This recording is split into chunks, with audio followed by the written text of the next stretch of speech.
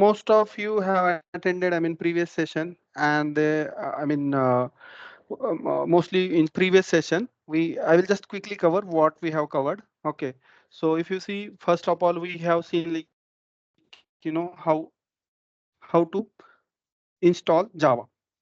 Okay, then how to install your Java on your Windows machine. So we haven't seen other machines because I'm having Windows machine. So I have given a process.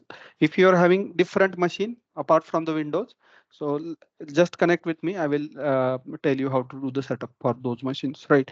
So then we have seen how to do the two-step execution of any Java program. If you are not having Eclipse, then how to do the two-step execution of any Java program. Okay. Then we have seen how to do the or how to install your Eclipse on Windows machine, right?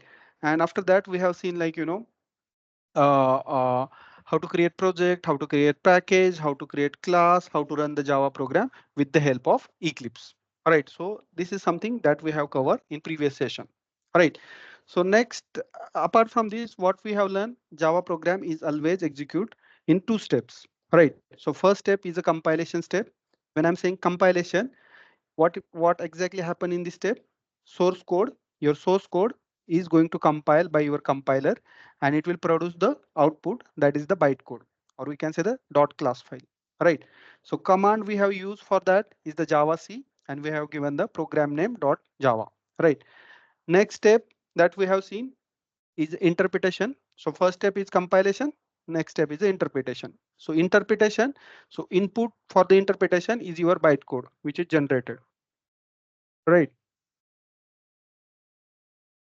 and and and from the bytecode it will goes to the interpreter. So basically interpretation is you're going to do through the interpreter. Okay, so what interpreter will do? Interpreter will convert your bytecode into the machine code. Okay, and we have used the command for that is the java, and you have to give the program name without extension. So this is the short summary that we have learned in previous session. Okay, so let's begin with the today's session. Okay, so okay, so now if you see, there are few components of the Java. Okay, and it's very important to understand you what are the different components available in the Java. Okay, so if you see this particular diagram, there are three main components of the Java. Okay, so first one is the JDK, JRE, and JVM. So I will quickly go to the notepad. So first component is your what? Java development toolkit. So first component is the Java development toolkit, which is nothing but JDK. Okay. Now second component that we have is the Java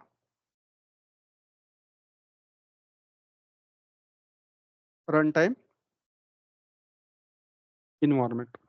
Okay. So next component that we have Java runtime environment. It is called as the JRE. JRE. JRE is the next component. Okay. And third component that we have is the Java virtual machine. Java virtual machine. So Java virtual machine is your next component. Okay. So I can say name of the this is the JVM, or we can say JVM. Okay. JVM is the your third component. So these are the three main components available in Java. Okay. So now if you look at this particular diagram, okay. So if you see in main component that we have is the JDK. Okay. If you see this rectangle, outer rectangle, this is your JDK. Okay. So inside JDK, there are two components, two things available. Okay. So first one is the JRE, and another one is the development tools. Okay, so JDK is made up of two things. Okay, JRE and your development tools. Okay, now if I go to the JRE, which is our second component. Okay, which is made up of several different components. Okay, what are those? Okay, so first one is JVM, then some development tools and some library or API we can say. Okay, so inside JRE, what we have? We have JRE some tools, and then Java libraries. Java libraries. So JDK, inside the JDK, we have JRE and development tools. We have inside JDK, JRE and development tool. Okay. So this rectangle is for the JRE. Inside the JRE, what we have? JVM tools, different tools, and different libraries are also available there. Right. So now quickly understand what is exactly mean by JDK. Okay, so we quickly move to the next slide. So what is the your JDK? Okay, so JDK is the I already told you, right? It is a combination of your JRE plus development tool. Okay, so basically, if you want to develop, okay, any Java application, if you want to develop any Java application, then you will require JDK. Okay, I'm saying develop. Develop means you want to write a code, you want to, compile the code, you want to run the code, you want to debug the code. These are the four different actions. Okay, write the code, compile the code, run the code, and debug the code. If you want to do all these four operations, then compulsory you will require the JDK. Okay, what JDK exactly provide?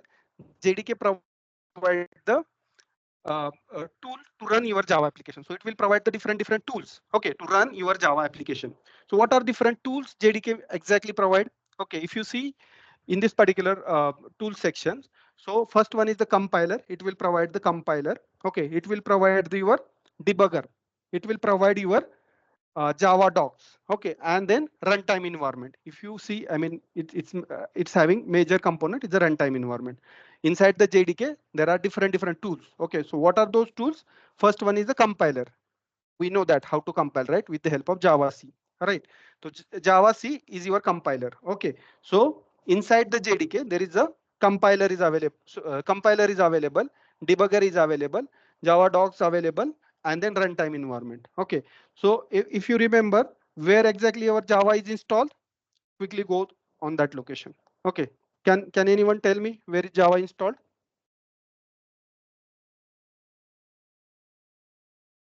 Okay, so we opened that location yesterday, right? So your Java is installed on C drive. In case of Windows, it's installed on C drive, program files, Java, and then JDK. Okay, you can navigate to this path, then you can find JDK is installed there, right? So what I said, like, inside the JDK, there are different tools available. So let's check the tools is available or not. If you go here and I will search for the, search for the, let's say Java C, sorry. Java C and enter. Okay, so let's go to the bin. So it's inside the bin, Java C. Okay, so if you see one executable file is there. Okay, executable file is there.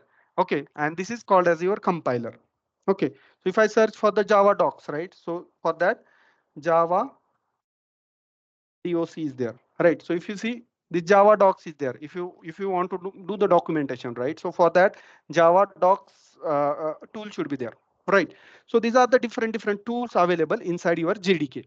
Okay, now when what is the uses of JDK, right? So if you want to develop, okay, Java application, in that you want to write the code, you want to compile the code, and you want to debug the code, then JDK is essential.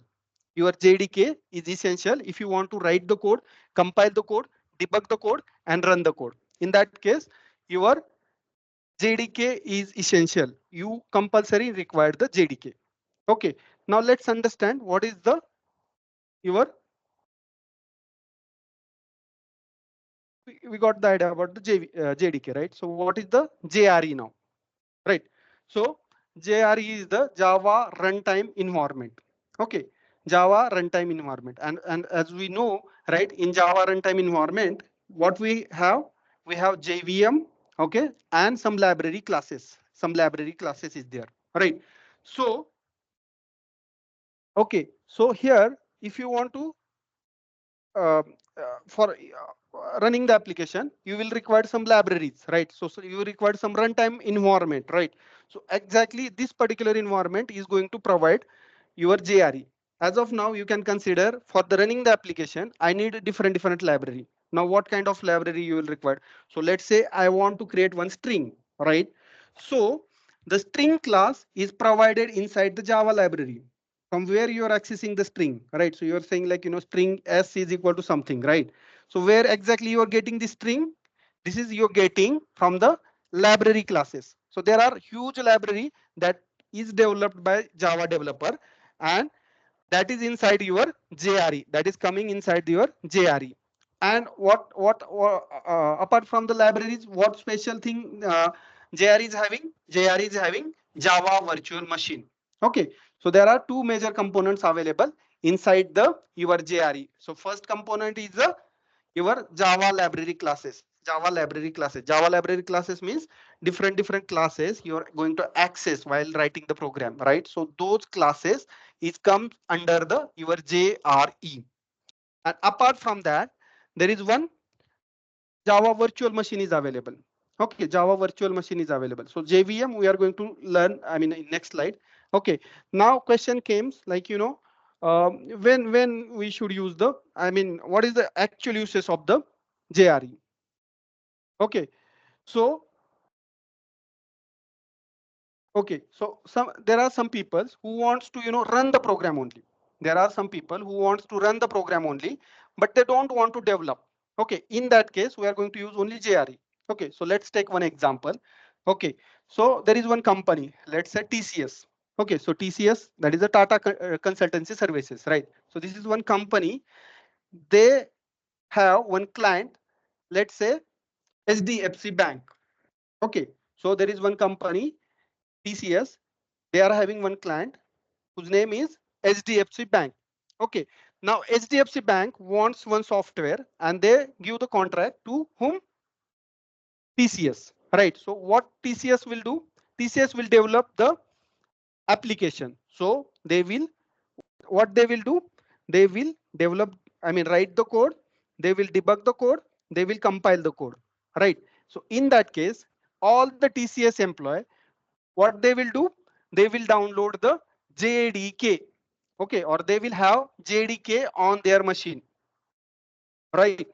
Now coming toward the uh, HDFC Bank. Okay, so let's say HDFC employee or HDFC server, they don't need to write the code, develop the code, debug the code, right? So in that case, HDFC will install the JRE because they in their environment they are not doing the development. All right. So to run the code, they just need the JRE, right? So in that case, they will install the JRE only. So you got the difference between JRE and JDK, right? Any question till here? Anyone? Hello, sir. Yes. Sir, the library that are present in JRE and the JDK, they are same, the Java class libraries. Sorry, come again. Sir, the library, Java class Java class library library, right? that present in JRE and Java class libraries No, no, that no, no, no, present in no, no, no. JDK. That is different, right? So JRE we have. I mean, see sequence you have to understand. Okay, so we have JDK. Inside the JDK, we have JRE and library classes. Okay, so ultimately inside the JDK, those are coming. Okay. Now, Okay. if you see, I mean, structure wise, right? So nowadays, I mean, if you see the structure of the Java. Okay, so let's go to the Java right here, right? So previously, I mean, it's possible to see the JRE folder as well here. Okay, but nowadays Java 9 onwards, what they did, they embedded JRE inside the JDK only. JRE is inside JDK only. So that's the reason we are not able to see the uh, uh, that JRE folder here. Okay, otherwise you can differentiate which are the different library coming inside the JDK and which are the different library coming inside the JRE, right? Yes, sir. If we install JDK, then JRE automatically installed with that, Right, with right, the Java library. Got correct, it. right. So next thing, okay, that we have Java virtual machine, right? So see, uh, Now what is the JVM? JVM stands for Java Virtual Machine. Java Virtual Machine. Okay. Now what is the duty of this Java Virtual Machine? The Java virtual machine mainly what it will do, it will execute your application or it will execute your program line by line. Okay, so main duty of JVM is to execute your application or you execute your program line by line. Okay, so it contains mainly interpreter. It has interpreter. So anyone can tell me what is the duty of interpreter? What interpreter exactly do? We have covered in previous session, right? What exactly interpreter do? Yeah, it converts the source code into machine code. Source code or Bytecode Convert into bytecode? the machine. byte code. Bytecode Correct. into machine code. Exactly. It convert your bytecode into the machine code. Now, what is machine code? Machine code is the code which is understandable to that particular machine. Okay. So every machine will understand different codes, right? So Mac will be understand different code, Linux will understand different code. So it will generate the code which is compatible with that machine, right? So it's happened because of your interpreter, and where this interpreter is available, this interpreter is available inside the JVM. Yeah. It interpreter is available inside the JVM, right? Now this JVM is also having some components, right? So what are those main components? The main components are your class loader, then your bytecode verifier, and then your interpreter. So these are the three main components available inside your JVM. Okay. Now first thing, what is the class loader? Okay, so I will explain the class loader in very simple term. Okay, so for that, what I will do, I will just open the notepad. Sorry, open the paint. Okay. Now see, in Java there is one area available. Okay, so this is one area, and name of that area is a main memory. What is the name of this area? Main memory. I'll just increase the size. Main memory. Okay, so one area available, name of that area is main memory. Okay, now when I'm working on any project, right? So there are different classes available. Okay, so let's say I'm having one class. So this is one different class, and this is another class. Okay, and this is another class. So these are the classes. Let's assume these are the classes available, and Java classes available, right? So so first class, I will say A class. So this is the class A. Okay. I'll just increase the font so that all the members can see.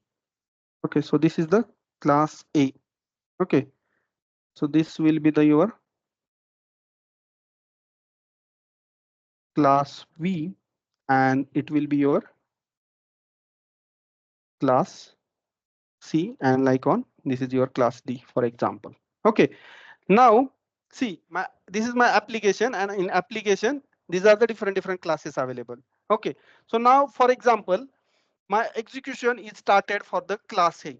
Okay, in that case, as soon as object of this particular class, or as soon as execution started for this particular class, what will happen? This particular class, that means class A, immediately gets loaded inside the main memory. Immediately gets loaded inside the main memory, right? So as soon as execution of this particular class is started, it will immediately load inside the main memory. And this concept is called as the dynamic loading of the class. Dynamic loading of your class, right? So who is responsible to load this class dynamically? Your class loader. So class loader is the one component that is responsible to load this particular class or to inside the main memory. Okay, so now your class A will be available here. So it is loaded here. Okay, now let's assume execution of this particular class is finished. Execution of this particular class is finished. So what will happen? This particular class is moved away from this particular main memory. So it will removed, or it will, let's say, moved away from this particular main memory. Okay, so I can say this is removed. I can say this is removed now.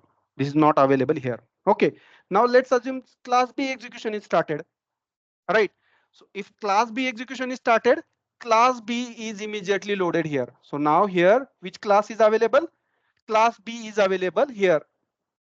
So class B is loaded here. Class B is loaded here. Okay. So likewise, any class which started the execution, that particular class is available inside the main memory. Rest of the other all classes will be removed from the main memory. And this concept is called as the dynamic loading of the classes. Okay, dynamic loading of the class. And for this, who is responsible? Your class loader is responsible. Your class loader is responsible for this, right? So this is about the class loader. And there is one unit available, that is the bytecode verifier. Okay, bytecode verifier. Okay, now what you are doing, you are just converting from, so in first step, what you are doing, you are just compiling the code, right? So whenever you are compiling code, which code is generated? Bytecode is generated, right? So for example, if I'm having one user and I'm having bad intentions, all right. So what I did, I access your bytecode, and in that bytecode, I have injected some, some my code, so that with the bytecode, my code as well is executed. So I have, access some, I mean, data from your code, right? So with that intention, I'm just modifying your code, right? So to verify that, okay, that particular data or that particular bytecode is correct or not, for that, your bytecode verifier is responsible. So this is one security feature available in Java, that is the bytecode verifier. Okay, so this is also available inside your JVM. Okay, and interpreter, you all know about the interpreter, right? So what is the duty of interpreter? To convert your bytecode into the machine code. So convert your bytecode into the machine code.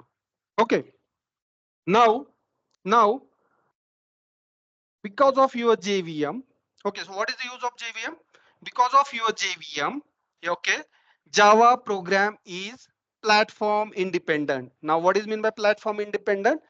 Platform independence means once you write the Java code, that is going to execute on any machine, any operating system. This is called as the platform independent. Now how this is possible because of your JVM? How? Anyone know? Because machine code do not need, because it's already the source code is converted into bytecode, right? Correct. And that bytecode has to be converted into machine by this JVM Right. interface. So, right. So JVM, what JVM going to do? So see, so let's say I'm having, let's say Windows machine. Okay. So one person, let's consider the Amol. Right. So Amol is having Mac machine. Right. So now when I'm executing the program, what I will do, I will compile the code and I will interpret the code on my machine. So that is Windows machine. Right. So when I'm installing the Java, at that time, my machine is the Windows machine, right? So Windows JVM will get installed in my machine. Okay. So what that Windows JVM will do? He will convert the code which is understandable for the Windows machine, right? He will convert the code which is understandable by the Windows machine. Okay. But now, so Amol is having Mac machine, right? So what Amol will do? Amol will install the Mac compatible Java, right? So he will have Mac compatible JVM, right? So whenever on Amol's machine, okay, your source code is going, sorry, your bytecode is going to convert into the machine code. So he will convert the code which is compatible with your Mac machine. Okay, so that's the reason if you write any Java program, it will execute any machine, any operating system. So this feature is called as the platform independent nature of your program, or platform independent nature of the Java. So now till here, anyone is having any doubt?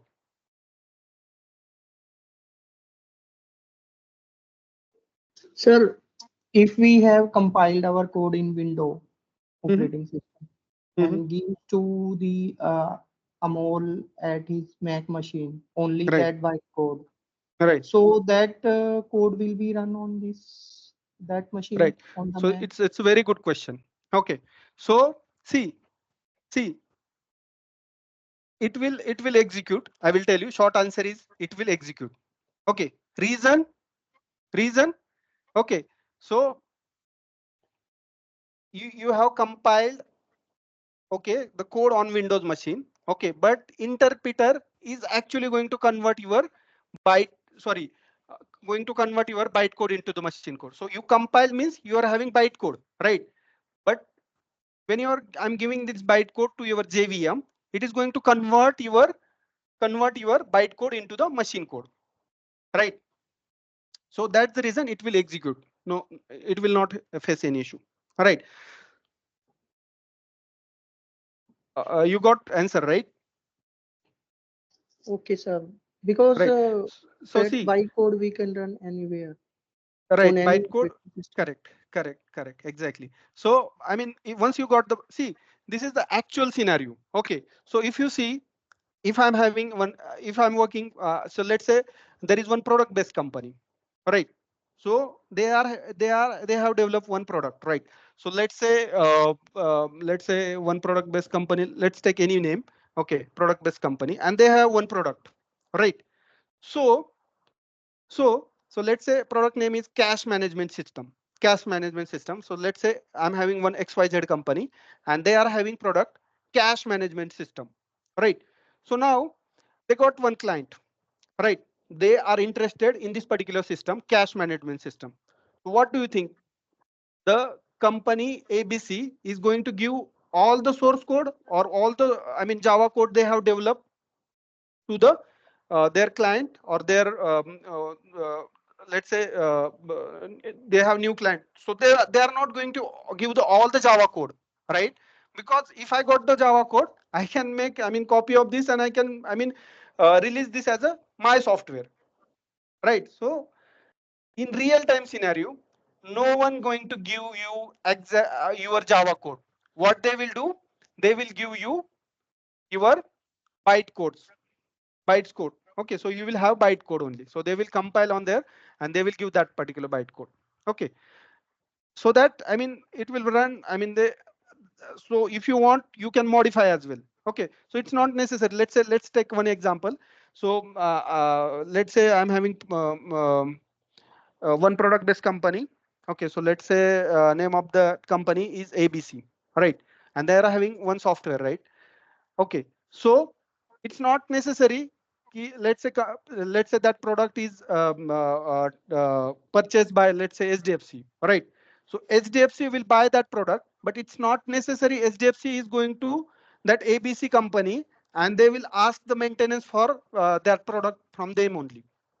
It's not, I mean, necessary they will ask the maintenance work from them only, right? So maintenance work, let's say, will get for the other different company. Let's say maintenance work they have given to the Infosys, right? So how Infosys people can do the actual changes in code? Because they will get the bytecode, and from bytecode they will create separate class, inherit the base class, that means the bytecode that they have, and they will I mean, enhance the new features. Okay, I will come to this point when we have started the inheritance. At that time you will get clear idea of how to, I mean, inherit the class and add the new features in existing classes. Okay, Okay, sir. But sir, bytecode we can't convert into source code. So we cannot bytecode convert. we can't convert into the source code. It's a good So question. Yeah. through so that bytecode is not understandable format. So how can they maintain See, that particular code? ultimately I'm getting the bytecode means what? I'm getting the libraries, right? I'm getting the libraries, right? So I can, I mean, add those library into the let's say I'm developing in Eclipse, right? So I will add those library into the my Eclipse, and from there, okay, from those library, what I will do, I can get the, idea of what are the different classes and these available, right? So I can extend those classes. Okay. Okay, sir. Okay, We can go done. ahead. Okay, okay. Any other question? Anyone? Okay, if not, then we will move to the next topic. So see guys, today's session is quite theoretical because it's important to understand the theory of the Java as well, right? So we are taking this in a little bit deep, all right?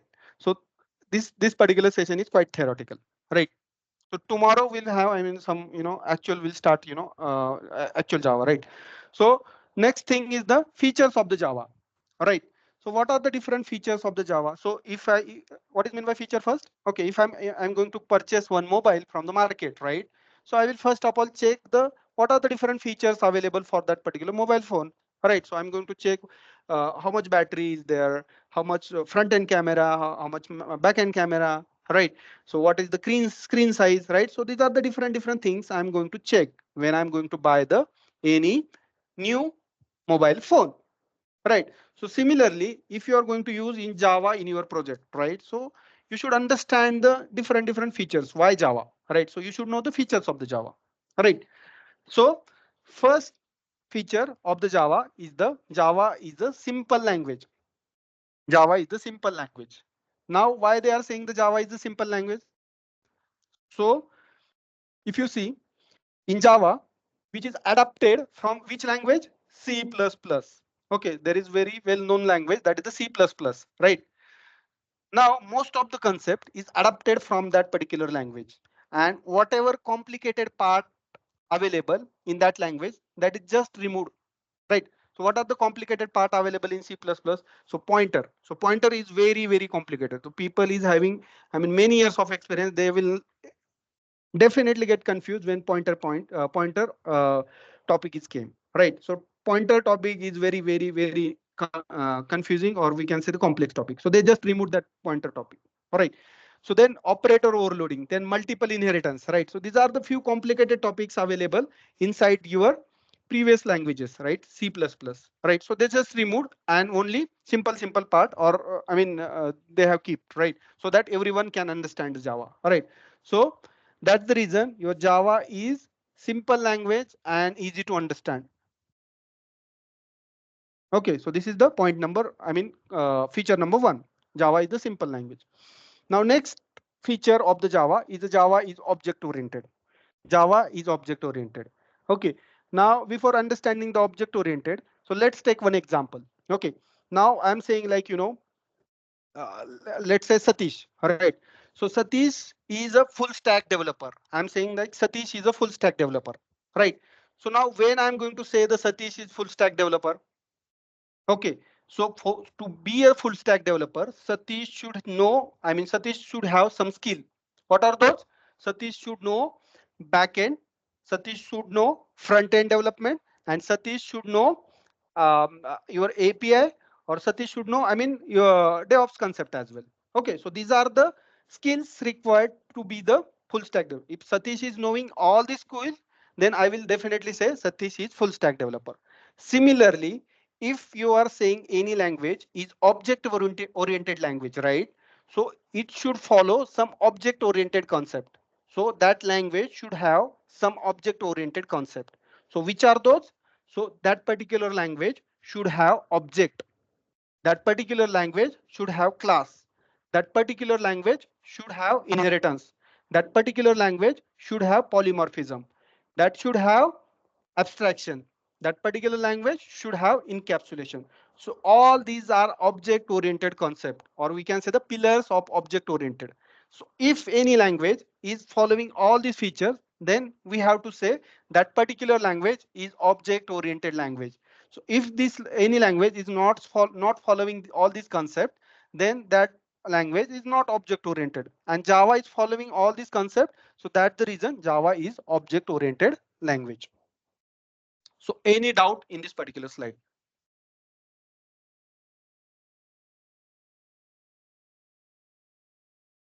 Anyone? Okay, good. We'll move to the next slide. Okay, now third one is the Java is portable and machine independent.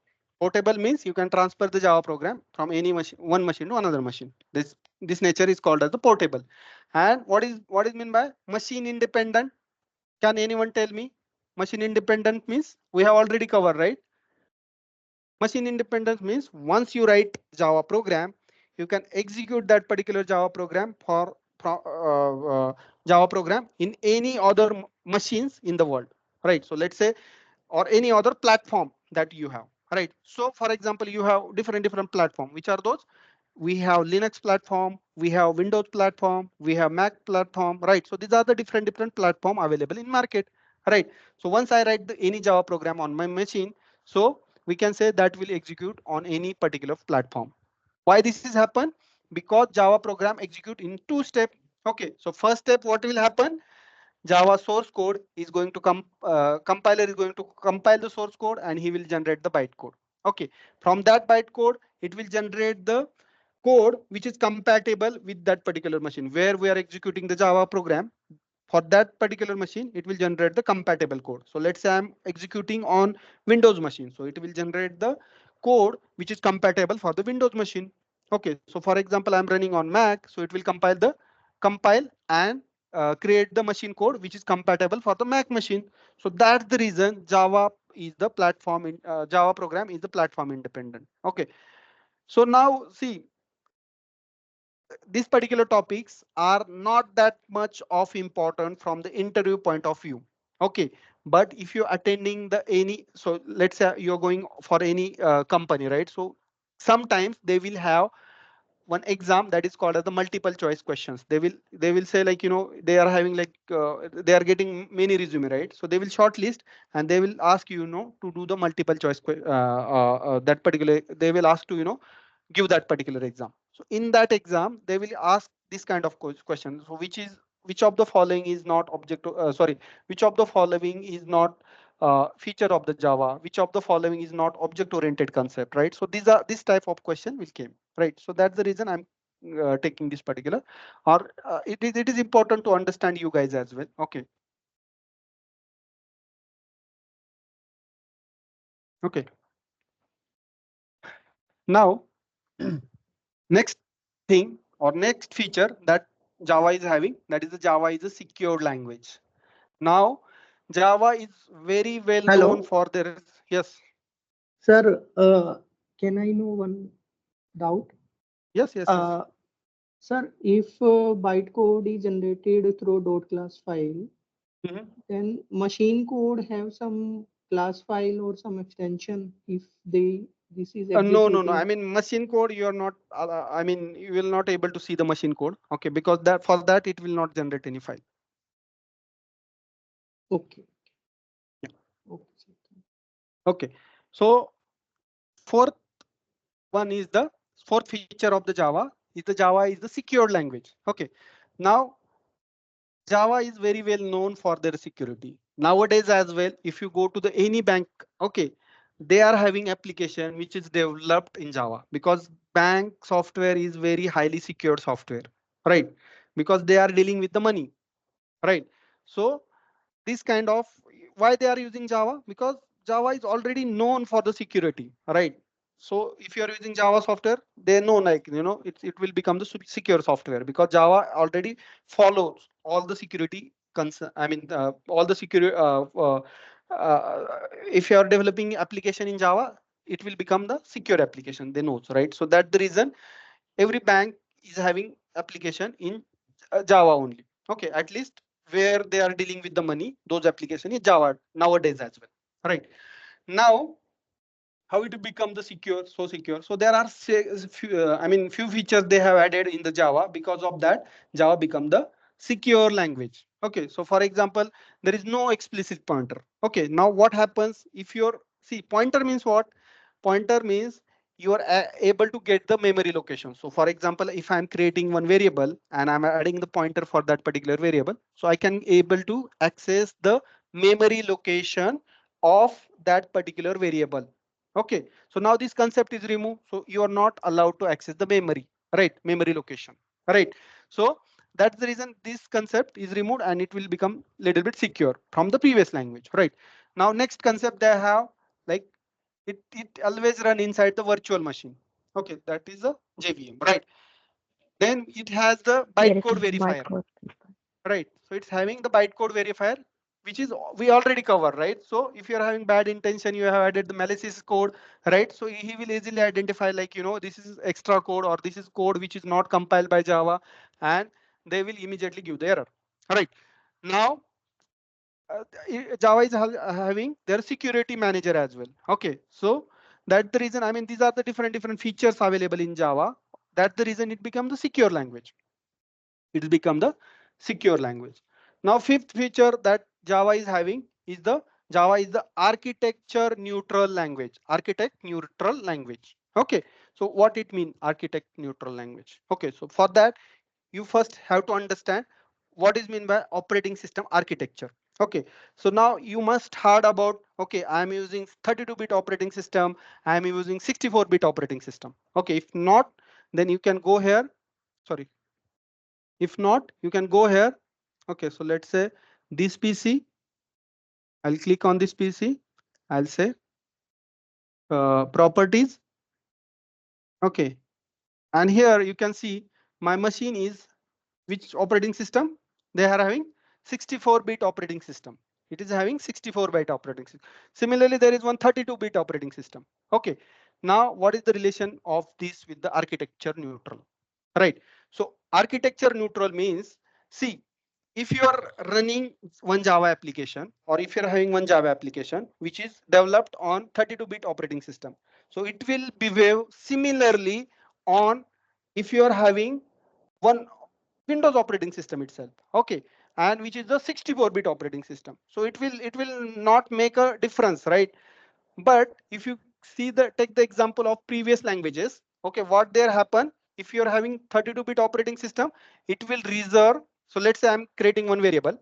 Okay, let's say variable A, right? So if I'm having 32-bit operating system, okay, it will reserve the 2 bytes of memory. Okay, if you're having 64-bit operating system, it will reserve the 4 byte of memory. Okay, this is happening in early days when C and C languages came. Right nowadays, I'm not sure they are having this kind of things, but see, Java is not making any difference whether your operating system is having 32-bit architecture or your operating system is having 64-bit operating architecture. Okay, it will treat same for the both the architecture.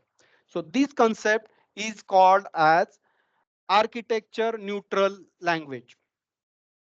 Okay, now 6 point we have Java is interpreted language. Now you have to tell me what is meant by interpreted language. Interpreter means just Java is having interpreter. His duty is compile and convert your bytecode into the machine code. Okay, so every code will be there interpreted. So that's the reason Java called as the interpreted language. All right. Now next thing. Okay. Next seventh topic. Okay, or seventh feature of the Java. What it is? Java is multi-threaded language. Java is multi-threaded language. Okay, so now anyone knows what is meant by multi-threading? What is meant by multi-threading? Okay, so before that, let's okay, tell me what is meant by multitasking. Okay, are you guys doing multitasking? Don't do while Yes. attending lecture. Don't do the multitasking. Okay, just Yeah. focus on sessions. Okay, now what is meant by multitasking? Doing Doing more than one multiple work tasks. at a time. Writing, Exactly, Doing more Writing than one code work and at a this, time. exactly, yeah, writing the code on the operating system and listening some music with that. So that kind of exactly, different correct, processes are correct. running at the same time. So whatever example you have told, this is exactly correct, right? So multitasking means doing the parallel, task. Okay, doing task parallelly. Okay, so your mother might be, do multiple tasks. So he's doing multitasking.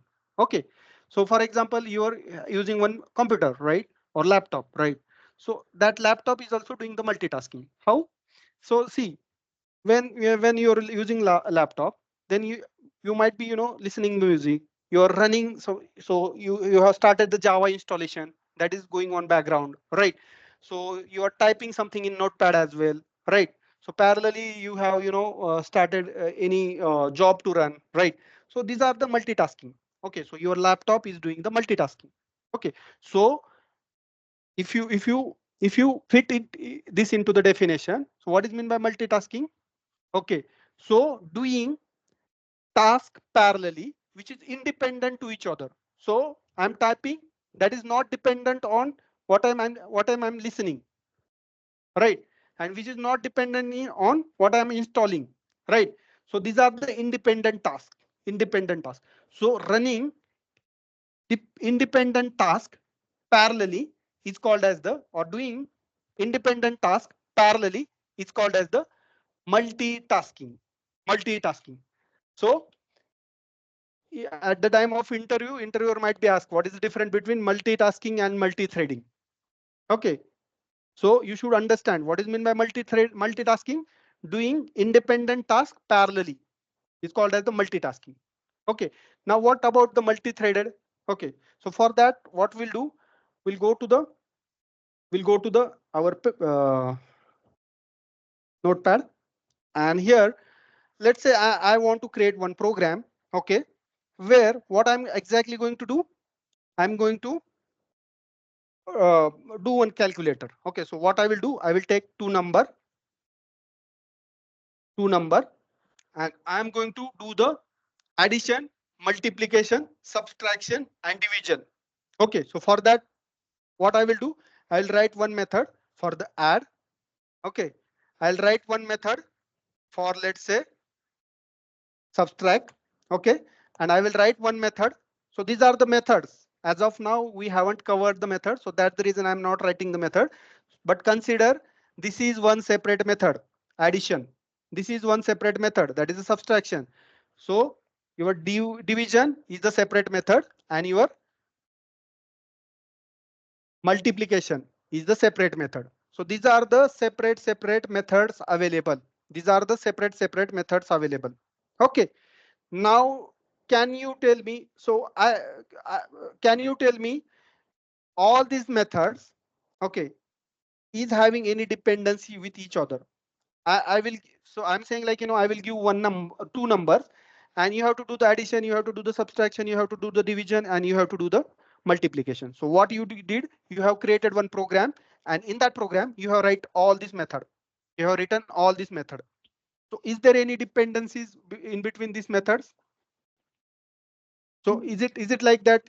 I have to perform the addition first, then I have to perform the subtraction, then I have to perform the division, and then I have to perform the multiplication. No. Is it? No. No. No, there is no dependency. So we can say these are the separate independent tasks which is available inside the same program. Can we say, like, I'm having one program, and in that program, I'm having separate independent tasks. Can I say like that? Yeah. Yes.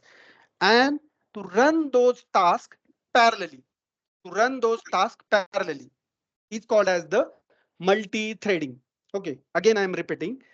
Okay, within the same program, if you are running multiple tasks parallelly, which is independent with each other, those are not dependent with each other, those tasks you are running parallelly is called as the multi-threaded. Okay, so multi-threaded and multitasking is different. So when it comes to the multi-threaded or multi-threading, it's you are going to apply in same program. You are going to run the multiple tasks parallelly within the same program. You are going to run multiple tasks parallelly. This is called as the multi-threaded. And multitasking means you are going to maybe you are having one application. So your Windows is one application. So that particular application is doing the multiple tasks parallelly, right? So this is the difference between your multi-threading and multitasking. Okay, so simple definition of thread, we can say the lightweight process. Okay, but if you want to explain the, multi-threading, you have to tell, what exactly multi-threaded means, right? So how is it is going to run with the help of thread? Okay, so thread means lightweighted process, and through the thread concept, you are going to run the separate independent task parallelly. Okay, so this is about the multi-threading. This is about the multi-threading. Okay, so seventh feature of the Java is the multi-threaded language. Java is the multi-threaded language. Okay, now next feature of the Java is the robust language. Java is the robust language. Now, what is mean by robust language? Okay, robust means it is having very less chances to fail the application. Okay, how, I mean, less chances of your failing the application. Okay, now why we are saying that Java is the robust language?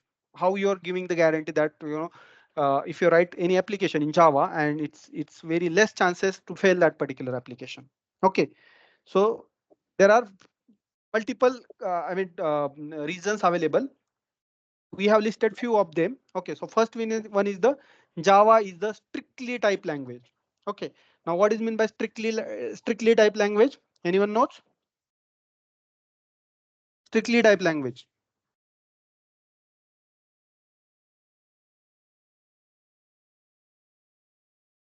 What is strictly type? Strictly type. Have you heard this before? Strictly type language. Lowercase and uppercase cannot be same. That is the case sensitive. Uh, Okay, so strictly type I will tell you. Okay, Keywords available. uh, strictly type means, If see, Or in Java, syntax. uh, no, syntax is not. So I'll explain. Okay, so strictly type means, okay, when I'm creating any variable. Okay, when I'm creating any variable to store some values. Okay, so let's say I want to store, let's say 10 inside the A. Okay, so let's assume this is my variable, and in this variable inside the EA, I want to store the 10. Okay, now in Java, it is compulsory for you to provide the type of A, which type of A variable is. Okay, so I will mhm, go and I will say this is the int type of variable. So type data of type. variable is the integer here. Type of variable is the integer here. Okay, now this concept is called as the, so if I'm not giving this, what will happen? Immediately my compiler will give me error. Okay, boss, you haven't provided the type of that particular variable. Okay, so this is called as the strictly type. You have to compulsory provide the type of variable. You have to compulsory provide the type of variable. It's called as the strictly type language. Strictly type language, and your Java is the strictly type language. Okay, now, okay, is there any language where it is not compulsory? So this kind of language is called as the Python. loosely type language. Type language. Loosely type language. Okay. So loosely type language means if I'm creating one variable, right? So in that variable, I can, add 10, a is equal to 10. And tomorrow, if I think like, I want to store something different, so I will go and here I will say script QA. Script QA. Okay, and this is possible. Instead of 10, I have stored now script QA. It is possible because here I haven't given any type. So you can store the integer, you can store the string, you can store the float here. There is no restriction. And this kind of language is called as the loosely type language. So which language is loosely type? So someone said Python, right? So Python is the loosely type language, right? And JavaScript, JavaScript is as well loosely type language. Okay, where you don't have to provide the type of that particular variable.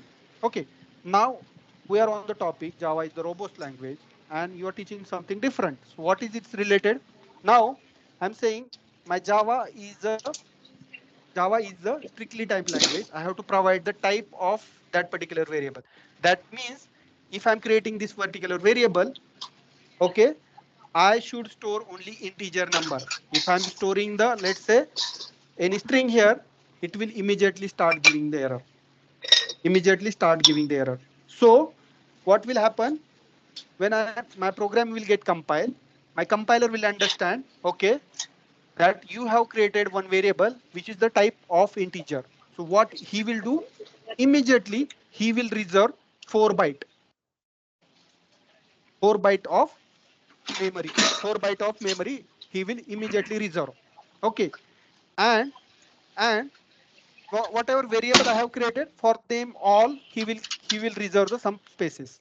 Okay, okay, he will reserve the memory. But here dynamically things are coming, right? So for example, character might be required, 1 byte of memory. Okay, for character. Okay, but at the runtime you're One storing second. here at the runtime you're storing here different value, right? So for example, runtime you're storing here, float value. So float will require some extra memory, all right? So at that time it's very high chances of your application is going to fail because of memory is not available. Why? Because initially you are storing which value here, you are storing the character here, right? And runtime you stored like float value here, right? So float is required more memory, float is required more memory. So there might be chances sometimes that much of memory is not available, and because of that your application is going to fail. Okay, so Java is strictly type language. So there are it will advance into reserve the memory. Okay, whenever required, it will do advance, and whatever memory reserved, it is reserved for that variable only. Okay, so there is no confusion there. So that's the reason, because of strictly type, it is one of the reason Java application can all please go on mute.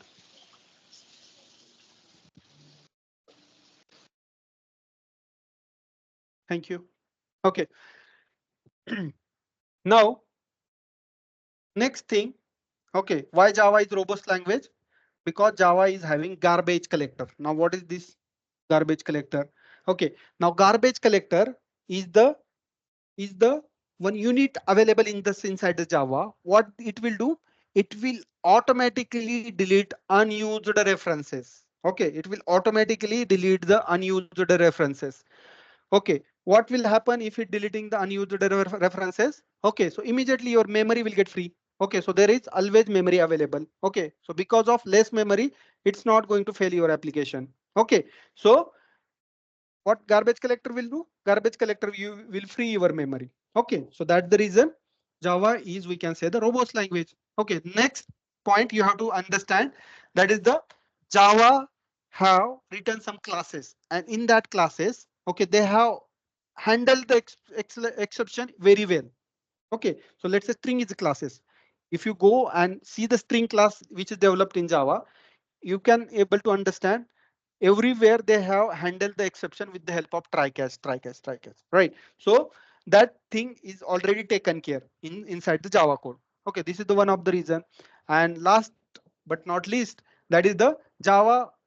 Okay, if you are writing any Java program, okay, that is the not machine independent. Machine independent means you can run any operating system, any machine. Okay, because of Java is a platform independent language. So there are very less chances. There are no chances.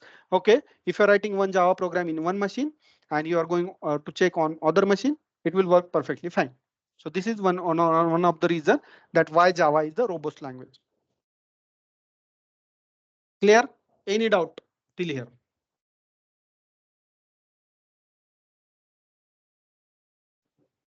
Sir, in Java garbage collector, when we write our program, and Mhm. after that, how the garbage collector will run after the time? I mean, how it is execution will be done. This is very dynamic. Okay, so no one can, I mean, say like at this time garbage collector, and this is not in your hand. This is taken care in Java only. Okay, so here you will continuously observe what are the different objects available, and you're not using those objects from long time. He will delete those objects, right? So as soon as it will required, it will automatically create it as well, right? So it's not like that if you're not using the object, it will get deleted automatically, and it's not in your hand. Okay, there is one method, garbage collector dot gc method is there, right? Garbage collector, so it will called automatically, and through that method it will do the cleaning process. So when it will clean these process. So this is When dynamic. I said, like whenever it feel like your program is becoming heavy, right? So in that case it will do. Okay, but no one going to tell you, okay, at this particular time it will execute, at this particular moment it will execute. This is very dynamic in nature. okay, sir. Okay, so I mean, initially I just forgot one slide, that is the introduction of Java. Okay, so sorry for that. I will quickly cover. Okay, Java is developed by whom? James Gosselin. Okay, for the company Sun Microsystem in 1991. Okay, initial name of the Java is the Oak, and later on it is renamed as a Java. First version is the 1.0 and latest version is the 22 that we have installed on our machine, right? So here you just have to remember who has developed the Java. In multiple choice question, it will ask, right? Who has developed the Java? They will give the different option. Okay. So for which company develop? Sun Microsystem. Now Java is with which company? Anyone knows? Oracle, right? So the Java has take over. I mean, sorry, Oracle has take over the Sun Microsystem. So now Java is with Oracle company. Okay, and version of the Java. So interviewer will ask you what is the latest version of your what is the latest version of Java to check that you are 20. really working. Sorry, It's 22, right? Okay. yes, Yeah. it's 22, right? It will ask, and I mean there is one more question is they will ask to check you're currently really working on Java or not, or how frequently you're working on. So they will ask which is the version of the Java you are using currently. So you can tell anything. So no one going to go check in your machine and he will say like Java hyphen version, right? So you can tell any version, but you should know the different version, or you can say that we are using latest version, that is the 22. Okay, so always remember this kind of question ask you to check you are really working on Java or not. So what is the current version that you are using in your project? Okay, or what is the latest version of the Java? This question will definitely ask. Okay, now, okay, now if you remember, we have created one program in Eclipse. Okay, so let's move to that particular program. Okay, so I'll go here. What I'll do, I'll just go here. And if you see, this is the program. This is the program that we have written. Okay. So here, if you see, there is one method available. That is the main method. Okay. And this particular method is very special method available in Java. Okay. Why special? I will tell you. Okay. Now we are going to understand about this particular method. Okay. So before understanding this particular method, we haven't covered the what is meant by method. What is mean by method? Okay, so first you have to understand what is mean by method, right? So what we'll do, we'll quickly cover the method. I'm going to cover method in detail, okay, in later sessions. Okay, but quickly to understand you guys what is mean by method, so that we can quickly cover the Java. Sorry, we can quickly cover the main method, so that I am just covering the what is mean by method. Okay, so method means you are going to write, okay, or we can write the piece of code which is repeated in nature. The piece of code which is going to repeated or execute repetitively. The piece of code which is going to execute repetitively again and again and again. Right. So that particular code you will write one method. Okay. For that particular code, you are going to write the method. Okay. So let's take the one example. Okay. So while writing the method, you should have the first of all name of the method. So name, method name. You should have the name of the method. And then this curly, this is, round bracket should be there. Inside the round bracket, you should add the parameters, or you can say the arguments. Okay. This is nothing but what? This is nothing but input to your method. You are going to give the input from here.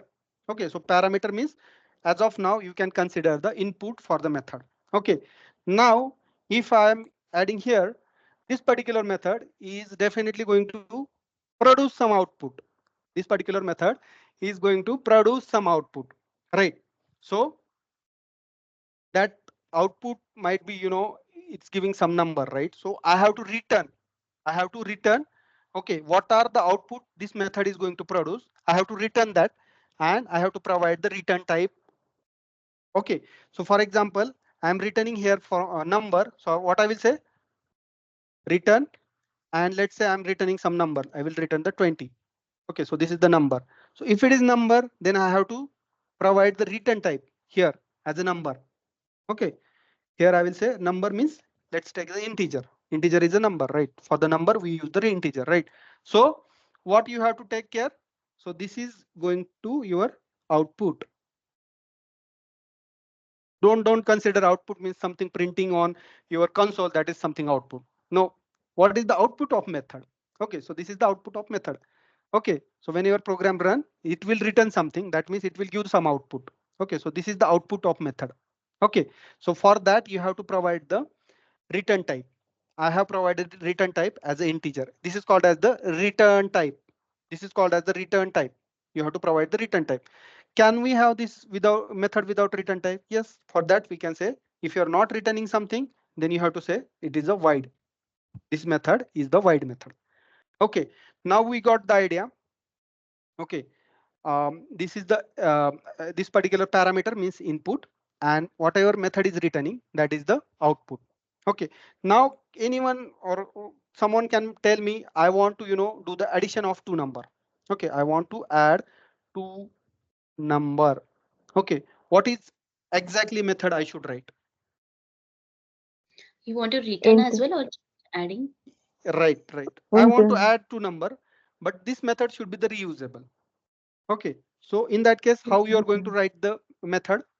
Void Okay, so void. method name. So let's say add. Yeah. You want to pass as a parameters, then int a comma int b. Okay, int a comma int b. Okay, B, and then so when people parentheses. who don't know the what is meant by integer, what is meant by void and all, I'm going to cover this in detail, but we just have to understand first man method. That's the reason I'm covering this. Okay, so next what Yeah, you said. you can see So like let's int c is equal to you say int c is equal to a a plus plus b. a plus b, a plus b. a plus b, right? Yeah. And then you will say return. Re- No, you haven't added the return, Void Return. right? So doesn't. you will print this, right? Yeah. Okay, but in this case, why you are not returning here, right? See, whenever I'm saying reusable method, that means okay, it should. So let's say I'm having next requirement. Okay, next requirement is that whatever output this method is producing, I want to add two in that. Okay, so next line of code that you have to write, add to number two. Okay, or add two. Okay, then in this case, you are not returning anything. So how you'll get the output of this method, right? So always think in that point of view, this method should be reusable. So ideally, you should provide the return type here. Okay, so I will provide the return type, and here I will say return C, C. return C. C. So tomorrow, if I want to, if I want to add two inside the whatever result coming from this method, so what I will say, I'll say, okay, so let's say int result equals to result equals to what? I'll say Add call 2 that method. plus, I will call this 2 method. plus So let's C. say add. I'll say add, and I will add here. So let's say 10 comma 20. I'm passing this parameter. So here input is what? Input is this one, right? 10 comma 20. So it will pass to here. So it will add 10 comma 20. So what will be the output? 10, 10 plus 20, 40. 30. Sorry, 10 plus 30. What will be the output? 30. Okay. Sorry, 40. So 40 40. will be written from here. 40 will be written from here. So it will, this function will return what? What value it will return? This is int It will return the yeah. 40, 40 plus 2. right? And it will do the 40 plus 2. So 2. I can able to reuse. So tomorrow, if I have the requirement, I want to add, let's say 10. Okay, whatever result is coming, I want to add 10. So I will do similar implementation. So instead of 2, I will say like I want to add the 20. Sorry, I want to add the 10 here, right? So this particular piece of code, I make the reusable. Okay, so you have to think in that way. Okay, whenever you're writing the method, you have to think in that way. What input should I take? What output should I take? Right? And then you will create one reusable method. Okay, so let's take one funny example. Okay, so there is one very famous dialogue in Indian politician. Okay, so I'm not going to reveal the name. You all know. Okay, if you're from India, right? So dialogue is that ऐसी machine बनाऊंगा कि ऐसी machine बनाऊंगा कि आलू डालोगे तो सोना निकलेगा. Have you heard this dialogue? Rahul Gandhi. Yes, Yes. sir. So I want to write this machine. I want to write the code for this machine. Can anyone tell me the code for this? I want to see here what is the input. आलू डालूंगा और सोना निकलेगा. Yeah, Aloo is your Input is potato. input. So I will say Input potato. potato is your, sorry, Input. potato is your input, right? So I will say one method. I will give, what is the name of method I should give? So I will say make a gold. Okay, so this is our machine whose name is the make a gold. All right. What input this machine will take? Potato. Potato. So potato is input here.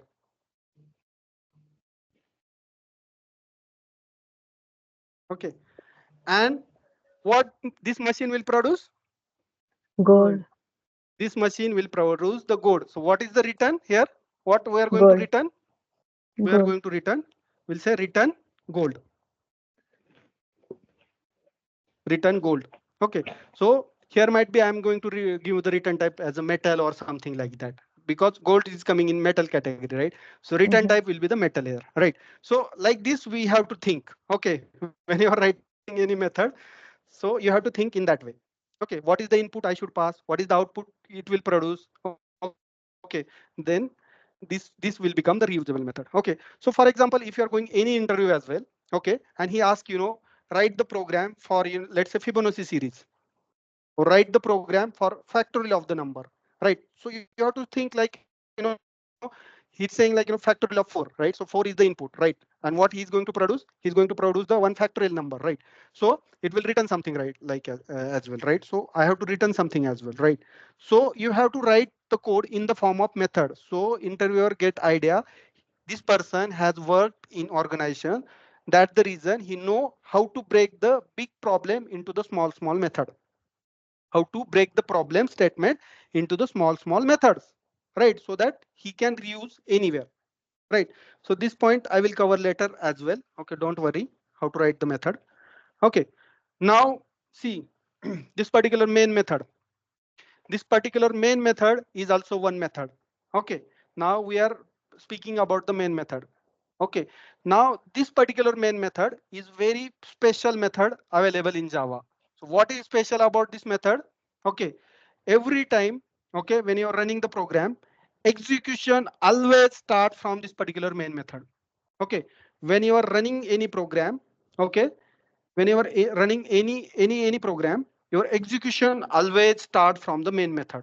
So for example, I'm writing here, let's say bunch of code, right? So for example, here you are not allowed to write the code here because you can write the code in method. So for example, here as well, I'm having some little bit code, right? So for example, I'm having bunch of method here, right? But your execution is going to start from this particular method. This is the point number 1. Your execution is going to start from the main only. Okay, this is the point number 1. So point number 2, whatever you have written inside the main method, that particular piece of code is going to execute only. Okay, so whatever code you have written inside the main method, that particular piece of code is going to execute. Okay, so for example, if you see, if I double click here, so it is highlighting some area, and this is called as the method body. This is called as the method body. So whatever code I have written, in this blue highlighted area, that particular piece of code is going to execute only. Okay, if you want to execute the code outside the main method, right? So you have to call that particular code here, then it will going to execute.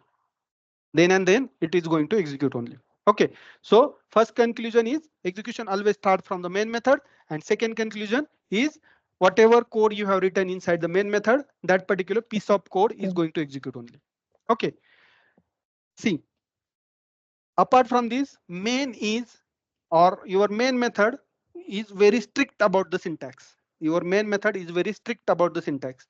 So syntax will be always your public static void main string argument and then args. Okay, so you have to write main method in this way only. Why? Because who is going to call your main method? Okay, so your JVM is going to call main method. So JVM is told about that if you see this kind of syntax, okay, what kind of syntax? Public static void main. Okay, this kind of syntax, if you see, only that particular, you can start the execution from that particular method.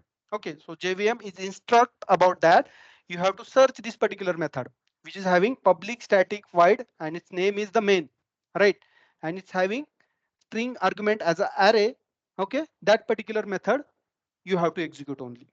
Okay, so this is just like, I'm searching someone at the bus stop, right? And my parents said like you have to meet one person which is on, let's say, Shivaji Nagar or Pune bus stop, right?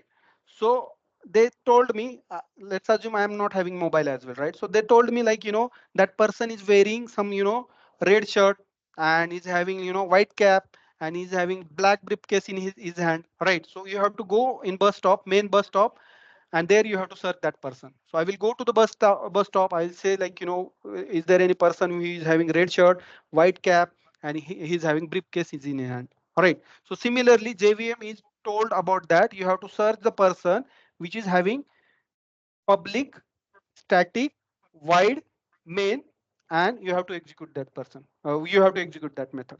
Okay. So who is going to execute? JVM is going to execute. Okay. Now what is mean by this public, static, void, okay, and main? Okay. So public means if you want to access anything from anywhere publicly. Okay.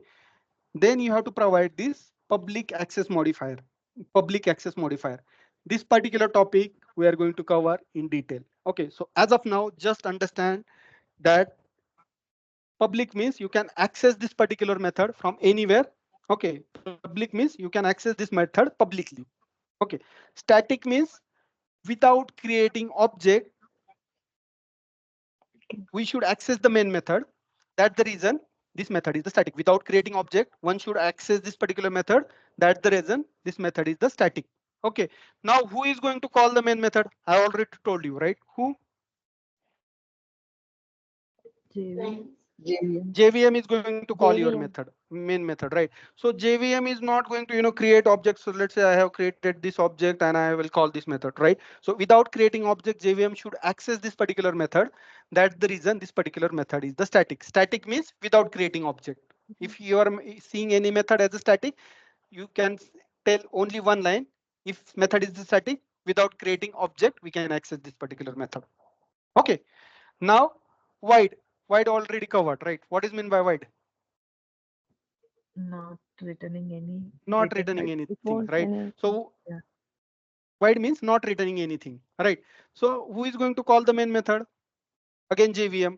JVM JVM. is not expecting anything from you, right? So that's the reason you are not going to provide any input to the JVM, right? So that's the reason, sorry, any output to the void. Void means you're saying like, it is not returning anything. So we are not going to return anything to the JVM.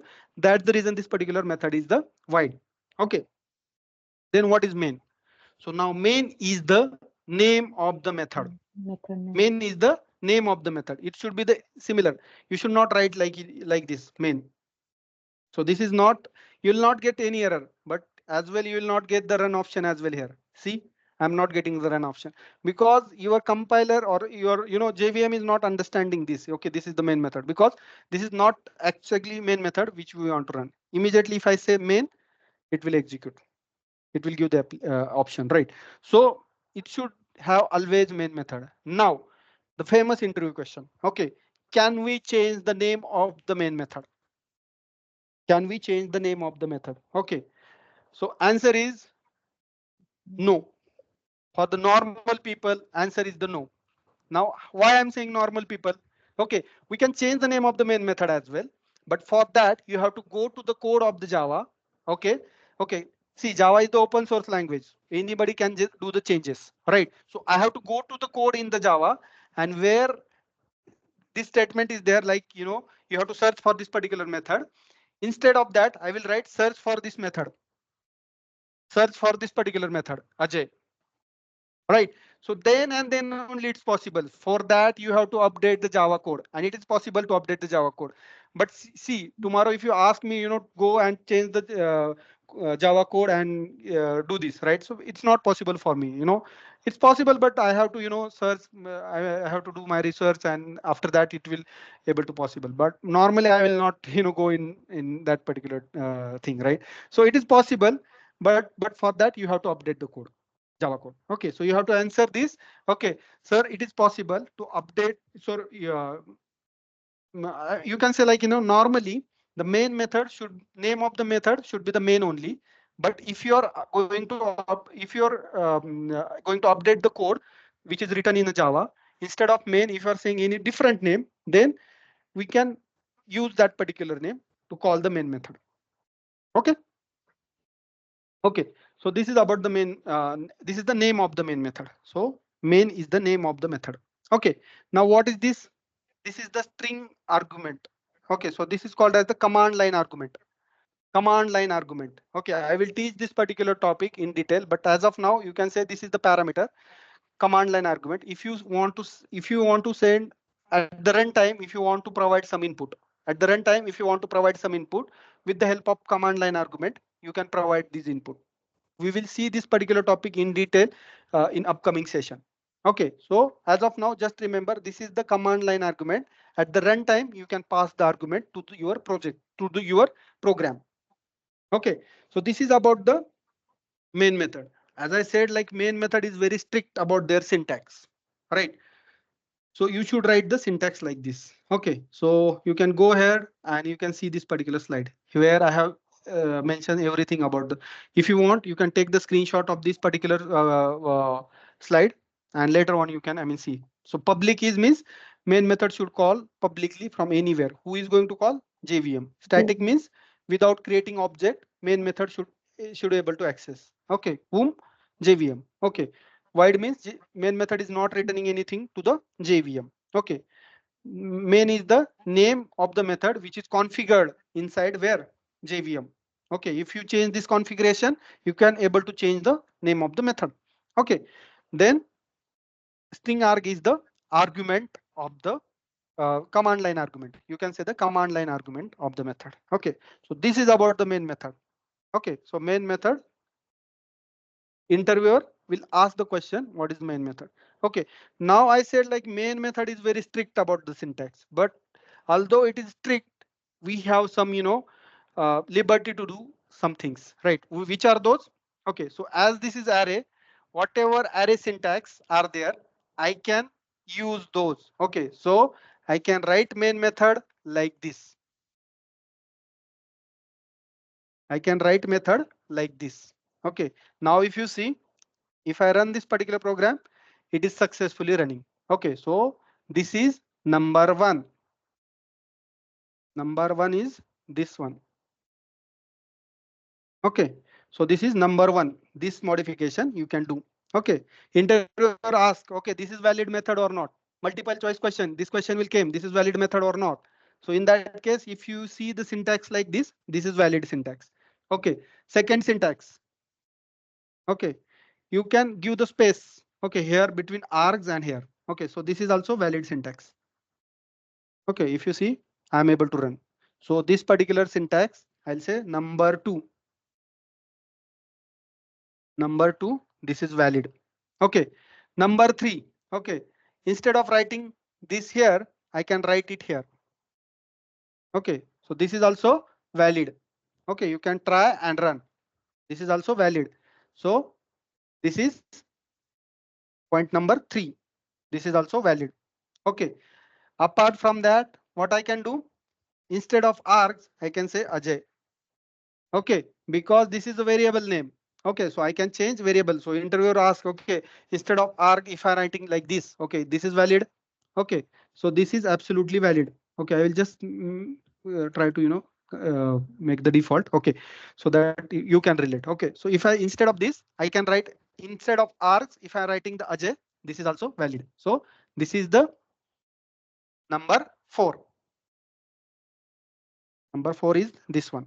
Okay, now instead of this, if I write, okay, so I will just revert the code. I'll say args, or instead of this, if I say string dot dot dot, this is called as the where arg. This is called as the where arg. This concept we are going to learn in detail when we start with the string.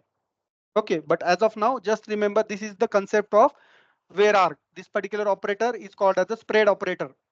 This particular operator is called as the spread operator. Okay, and this is also valid syntax. If you see, if I'm running this particular application, it is going to run. Okay, so this is the syntax number 5. This is valid syntax, syntax number 5.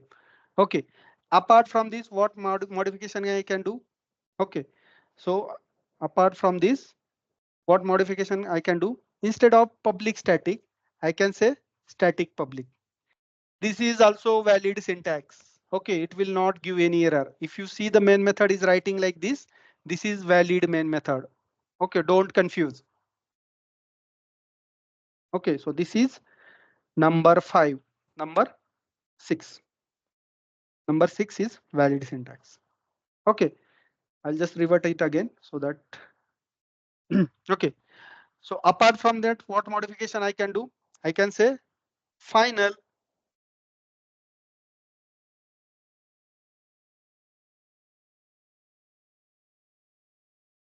Okay, final main method. So now what is final? Final is one keyword available. I will teach you this particular keyword in detail as well. But if you see method like this is valid syntax. Okay, so this is number 6. Sorry, number 7. Number 7 is valid syntax. Final. Instead of final, if I write like um, let's say synchronize. Okay, synchronize is also keyword. We'll cover this particular keyword as well in detail. Okay, so this is called as the synchronize method. Okay, so this is also valid syntax. If you see method, main method like this is also valid main method. Okay, now last one, that is a strict FP. Okay, strict FP as well. We are going to cover this in later. Okay, but if you see main method like this is also valid syntax.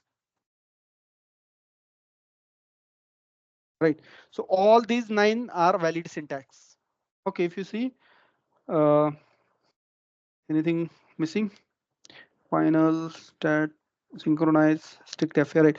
So all these are valid method. Okay, so you can write main method like this. Okay, if interviewer asks, okay, this is valid method or not, main method or not, you have to say this is valid. Okay, multiple choice question, definitely it will ask, okay, which of the following is valid main method syntax? Okay, they will give like these 4 options. Or they will give like one option from this and other options like similar to this, right? So in that case, don't get confused, right? So this is about the main method. Okay, apart from this, there is one question, or there is, I think, two, I can say the 2 questions that is asked on the main method. Okay, which are those? Okay, it is possible to overload main method. It is possible to overload main method. So this is the question number 1. And question number 2, it is, because we are learning the main method, right? So we should know all the question which is going to ask on main method, right? So I'm just covering those, right? Possible. It is possible to override main method. It is possible to override main method. Okay, so here short answer is yes, and here short answer is no. Okay, now I will not go in detail. Okay, because we haven't covered these 2 topics. Okay, method overloading and method overriding. In I mean, when we working on polymorphism, right? So and in that case, I will teach these 2 topic method. What is mean by overloading? What is mean by overriding? Okay, at that time I will cover this particular topic again. Okay, how we can overload the main method, how we can override the main method. So this kind of question may ask interview at the time of interview. Okay, so it is possible to overload main method. Short answer is yes. It is possible to override the main method. Short answer is no. Okay, So this is all about the main method. Apart from this, no one is going to ask any question about the different question. Okay, apart from this, you're not going to come any different question about the main method. So with this, we will stop here. Okay, and tomorrow we'll Sir, meet on. there is See, one more question we can say. Is there any uh, more than one method can be write in a same program? Is it sorry, possible? same main method, right? So this More concept, than one main method is possible or not? this concept is called as the overloading. This concept is called as the overloading. So you're saying like, here I can have one more main method. Okay, but that particular method is having some different parameter. See, if you're having exactly same, it is not going to run your program, right? Okay, if I'm modifying some argument, so let's say instead of string, I'll say let's have its integer, right? In that case, if you see, I'm not getting any error, right? So this concept is called as the over what overloading, right? And what I said, Oh, overloading is possible, right? oh, So I'm just saying like, when we come with the, we're done with this particular overloading and overriding. At that time, I will explain this concept, because as of now, you don't know what is meant by overloading and what is meant by overriding. So there is no point to cover these particular two questions. right. Okay. Yes. Okay. Ajay, you have So given the hello. sorry. You have given the valid syntax examples, right, Ajay? Yeah. So what is the non-valid uh, syntax? Non-valid means you Yeah. can do any. Let's say I'm not adding the static here, right? So in that case, Oh, this okay. is invalid syntax. Why Very I'm invalid. saying Okay. invalid syntax? Why I'm saying invalid syntax? Because you're It's not not. going to get the option, run option here. See, okay. Okay. If I run this, with the help of two-step process, right? So at that time you will get the error. No Okay. main method found. Mhm. It's a good question. Okay. Mhm.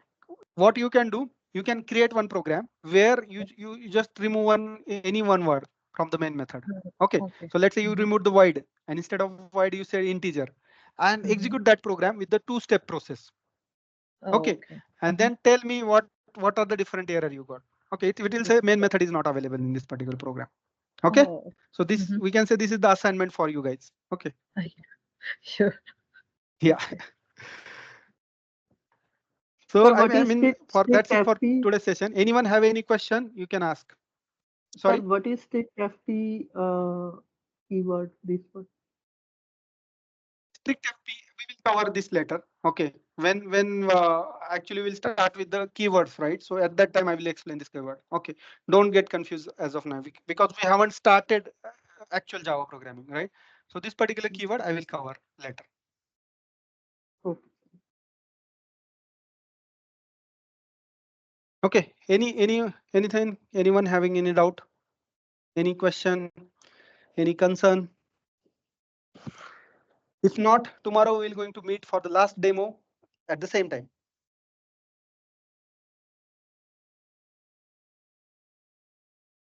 Okay. Sure.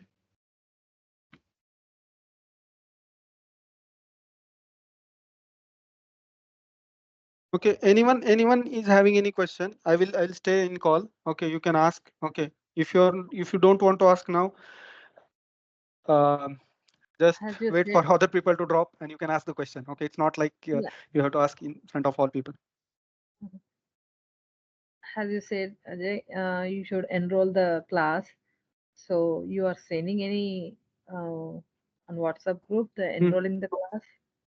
Sorry, You said the enrolling the. your voice is breaking. Oh, okay.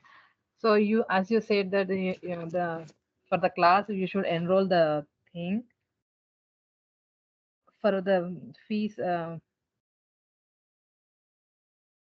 No. You want to know the fee structure Yeah.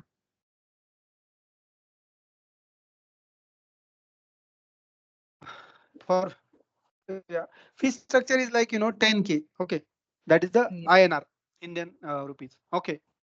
Okay. and that is the 10K for, I mean, and this course duration is 4 months. Okay, so you have to pay the 10K for the 4 months. Okay.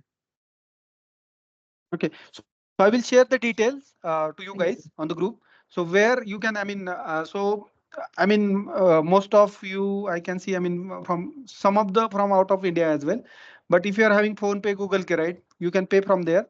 If you are not having Phone Pay, Google Pay, if you are having outside the India, then you can pay with the help of PayPal or Razorpay.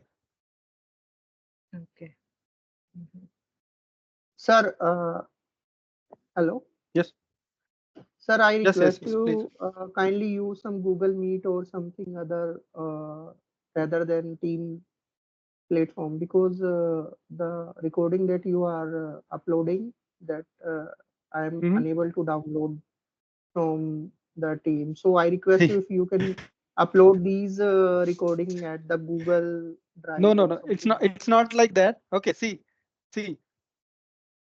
Yes, yes, yes. You can download. You can able to download the as well. There is one setting in my Teams. Okay, so this is my Teams. I'm having full Oh, rights here. Okay, if you see admin panel, I can make you permission. I can give the permission. You can able to download as well. Okay, but these are the demo okay. sessions, and for the demo sessions, I'm not giving the any permission to download Oh, anyone. got it. Got it. Actually, I All thought right. that there is some issue with my team and I am unable to do. No, no, no, no, no. You can able to download. Okay, but are you guys able Okay. to see the recordings? Right. This is, I'm giving only view only permission. So for view, you are facing an issue? With the view, I haven't run, but I tried to Okay, download. I haven't run that recording. okay. Okay, so what we'll do, we'll usually what we'll do, we'll create one, Excel sheet, right? So there, topic wise, I will add the recording. Okay, and you can see the, I mean, topic wise the recording as well. If you want to download on your machine, I will give those rights as well. Okay, don't worry. But Okay, sir. but I'm going to give you lifetime access. Don't worry, I'm having much space on Teams, right? So that is not going to, I mean, expire. So that's the reason your recording will be there always with you lifetime. Got it, sir. Yeah.